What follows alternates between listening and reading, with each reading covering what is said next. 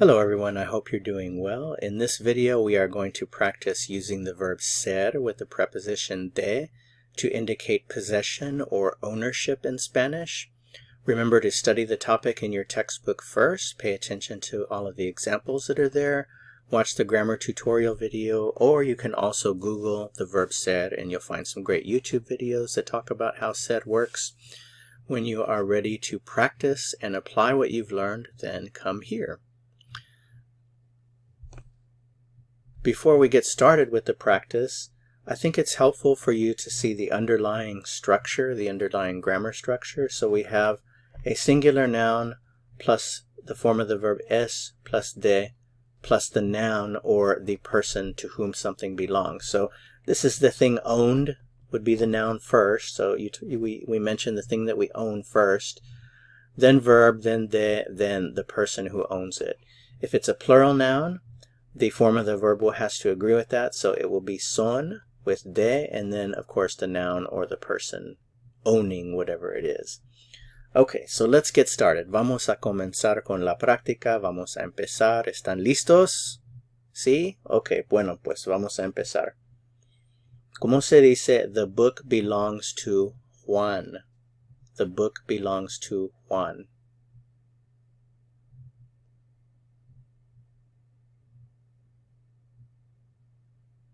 El libro es de Juan.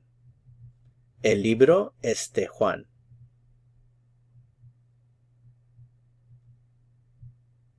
If I just wanted to say it belongs to Juan without mentioning the book, I would say es de Juan. This is kind of the shortened version of the previous one. It belongs to Juan. Es de Juan.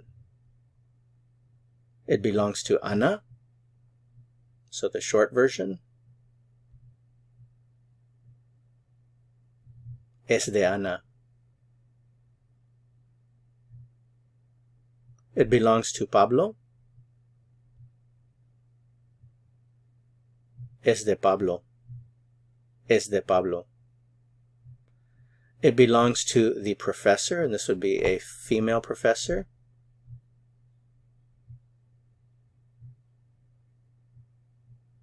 Es de la profesora. Es de la profesora. Es de la profesora. It belongs to the professor, male professor.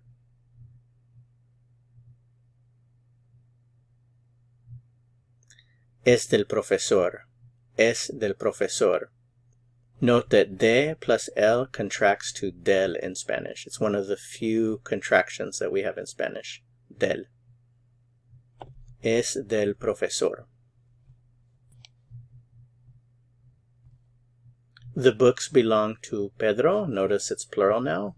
The noun is plural.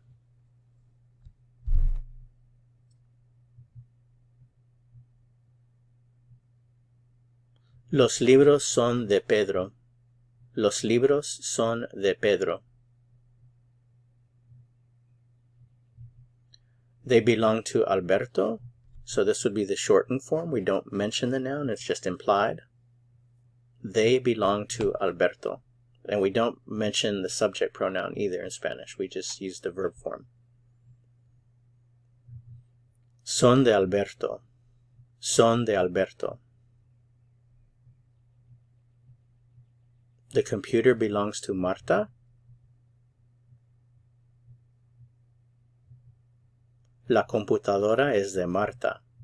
La computadora es de Marta. Okay, so I throw you a little curveball here. Notice that her, that's not a noun or that's not someone's name. What this is called is a prepositional pronoun. In other words, it's what we call the object of the preposition. You have a preposition to, and the word that comes after it is a prepositional pronoun or the object of the preposition. So before we answer the question, let's just take a look at our structure here. This is what you're used to with a noun or a person. If it's not a noun or a person, we can use the object of the preposition, okay?